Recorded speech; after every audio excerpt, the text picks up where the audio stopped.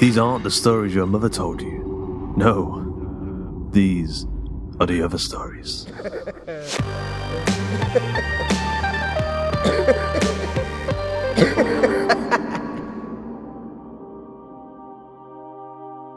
Today's episode of The Other Stories is Inside the House of Mirrors, written by Nicola Lombardi, translated by Joe Weintraub, and narrated by Manny Realguy.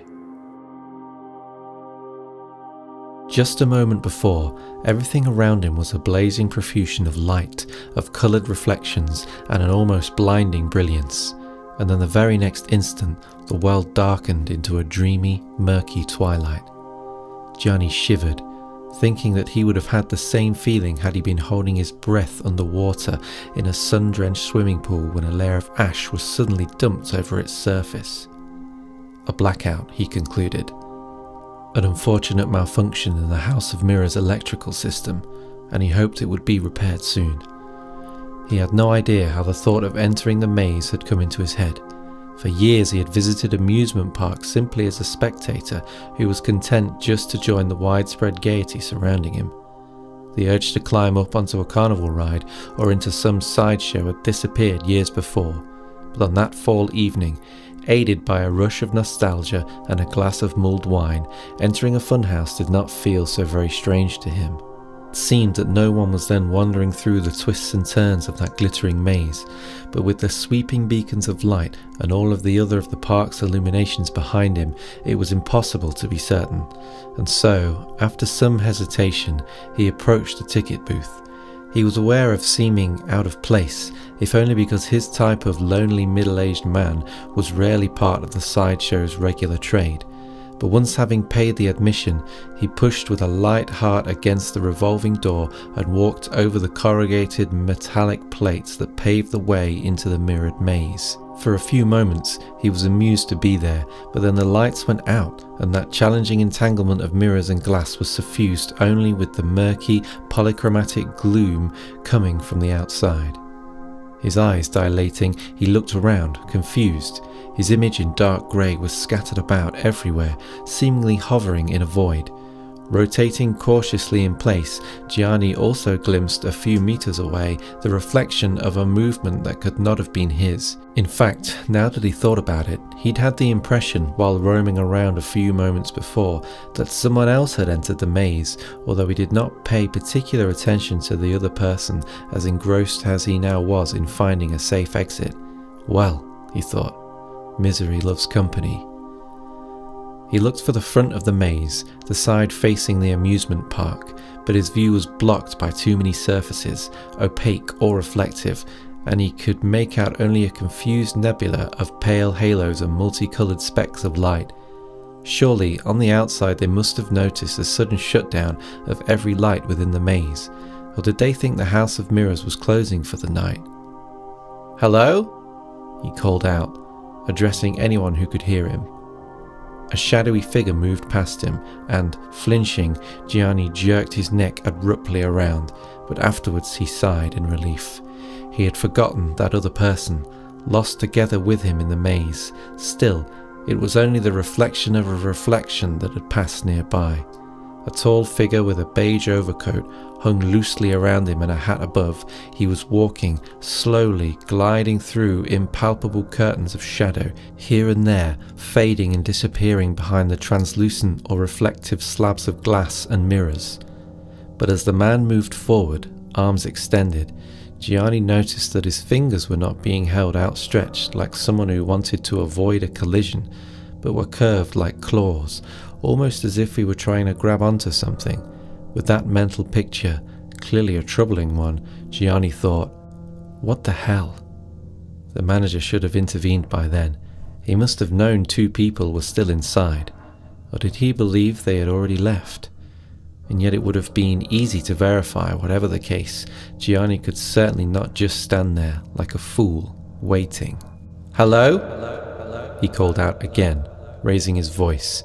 His cry, however, reverberated ominously among the innumerable partitions, returning to him just as his own image inevitably returned in such a way that he was stricken by the troubling impression that he had almost become another person, a stranger surrounded by an indefinable number of men who resembled him only in appearance, lost men who had just cried out to him and from whom he could expect no help.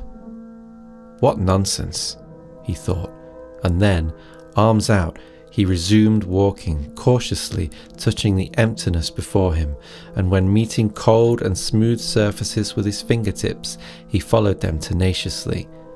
Occasionally, he glimpsed a fragment of the man with whom he was sharing that awkward situation, the flap of a coat, a hand with arched fingers, the shadow of a face, pale and wrinkled. He must have been an old man. But why had he chosen to come inside there at that hour? And then Gianni realized he could have posed the same question to himself. He was tempted to attract the man's attention by tapping his knuckles against a mirror, just to enter into a sort of sympathetic harmony with the only person capable of understanding what he, himself, was going through. Perhaps with gestures instead of words, they could have reached out and found common ground in an effort to dispel the inescapable sense of solitude that Gianni was already feeling like a cramp in his stomach. For the moment, however, he chose to keep moving, cautiously and silently, but without much hesitation. Turning right, he tried to detect the glow from the amusement park, but a corridor of mirrors sent back only his own face, little more than a greyish watercolour sketch on an ebony background. A few more steps and the mirrors gave way to a glass partitioning, beyond which, however, Gianni did not see any light. He then swiveled his head around, and on his left he glimpsed, blurry and apparently quite far away, the multicoloured arc of the Ferris wheel. It was easy to become disoriented, and he must have gotten confused, continuing to wander around like that. Are you trying to be rational? He wondered. To find a reason for this? The truth was that a very unpleasant emotion, like a worm in soft wood, was boring a tunnel through his heart. But there's nothing to be afraid of here, Gianni. It'll all be over with soon. The last unhappy consideration left him momentarily breathless, and it was with that idea, so ill-conceived, that he found himself suddenly encircled by several decidedly deformed shapes that forced a small outcry from him. He had reached what must have been the centre of the maze, a small room, shaped like a pentagon, consisting of 5 distorting mirrors. In normal circumstances, such sights would have been cause for laughter, but in that freakish situation, seeing himself reduced to a pumpkin-headed gnome, a beanpole with ape-like arms, or an ungainly alien with stumpy legs did not help him suppress his anxiety. In that small space, any external radiance came filtered through countless refractions, spreading just enough halos of faint light throughout the room to make those degrading images visible. He viewed for only a moment those grotesque variations of his appearance, but as he fell back to retrace his steps, a flickering movement from behind, multiplied 5 times in front of him, drove him to turn around with a start, causing a sharp twist of pain in his neck. That other person, roaming about in the maze, had passed close to him, or perhaps it was no more than a deceptive trick of the reflections. He could not be sure because of those faint and iridescent lights that were continually setting traps for his eyes, but it seemed to him that the man had turned to wander in his direction, if for only a second. Had their eyes really met, or had Gianni only imagined it? The problem was that the man's face, that waxen patch between hat and coat collar, did not seem to be a face at all, but rather a whitish rag, crumpled and stretched roughly over an approximately oval surface. He detected neither nose nor mouth, but Gianni was struck by the shiny, deep-set little circles he had in the place of eyes, black pearls from which the dim glow stagnating in the maze had snatched 2 slivers of light. His heart contracted as an invisible cube of ice brushed against his neck. He cursed the glass of mulled wine and also himself for the childish idea that had driven him to lose himself inside there. Panting for air, he came out of the little five-sided room. What had he seen there, really? And then the idea came to him out of nowhere. This was no paying customer, but rather a performer, a staff member who took part in making the experience more exciting for those reckless enough to enter that maze. Seen in that way, the thing at least made some sense. And perhaps turning off the lights was also part of the program. It was possible. Everything was, but still, he only wanted to get out, to breathe the fresh evening air, to laugh at himself for that little bit of craziness to which he had surrendered. He turned, first right and then left. Where had he come from? He tried to follow his instincts, starting out with his arms extended, bumping and turning back, swallowing one curse after another as he struggled to find a semblance of an orientation, and with his eyes straining to retrieve the glow outside from the amusement park. But whether he moved forward or retraced his steps into new twists and turns, there seemed to be everywhere only mirrors and glass and mirrors. What time was it? Was it possible that the rides and the booths had all shut down? Was anyone there still outside? Was only the night left behind to wait for him? "I want to get out!" And his words shattered into splintering echoes, pouring down on him from everywhere, as if the maze was crowded with people who, like him, wanted nothing more than to regain their freedom. Now he could no longer distinguish either lights or colours. Only the milky veil of the moon, slant and refracted, leaked into the maze, allowing him to make out only vague shadows. "I want to get out." This time he whispered it, or maybe he merely thought about it. He kept on moving, holding his breath, grinding his teeth, but when he found himself once more surrounded by the malevolent parodies of himself in that small five-sided room, an instinctive moan welled up from his parched throat. He quickly turned his back on those pitiful likenesses and discovered in front of him the odd stranger with the white face, immobile, intent on looking at him with those inanimate little eyes from the other side of a glass partition. He did not hesitate to make his way towards him. He ought to have said something to him, but he was no longer surprised to find his mind relentlessly free of thought. Approaching him, he moved just about an arm's length away from the transparent partition. It was all deeply distressing. How could they think that a stunt like this could amuse anyone?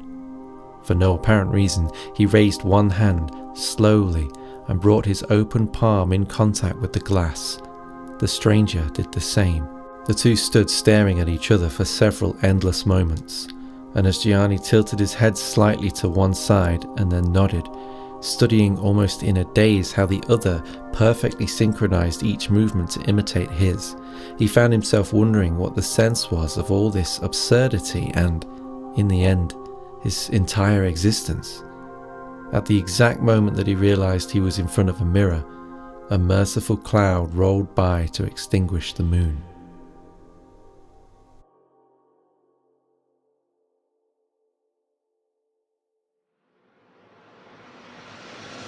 I hope you enjoyed today's episode of The Other Stories. Inside the House of Mirrors was written by Nicola Lombardi and translated by Joe Weintraub, narrated by Manny Realguy, produced by Duncan Muggleton with music by Duncan Muggleton and Tom Robson, and sound effect provided by freesound.org. The episode illustration was provided by Luke Spooner of Carry On House. A quick thanks to our community managers Joshua Boucher and Jasmine Arch, and to Joshua Boucher for helping with our submission reading, and of course to Ben Errington, our cartographer, mapping out the ever-changing terrain of social media. After 30 years of writing 3 novels, 6 collections, 1 film adaptation, multiple translations from the English, Nicola Lombardi is considered a master of the horror genre in Italy. His website can be found at www.nicolaLombardi.com. His first collection in English, The Gypsy Spiders and Other Tales of Italian Horror, was produced by UK's Tartarus Press in December 2021. The Other Stories is a production of the Story Studio Hawk and Cleaver and is brought to you with a Creative Commons Attribution, Non-Commercial, No Derivatives license. That means don't change it, don't sell it, but by all means share the hell out of it. So, until next time.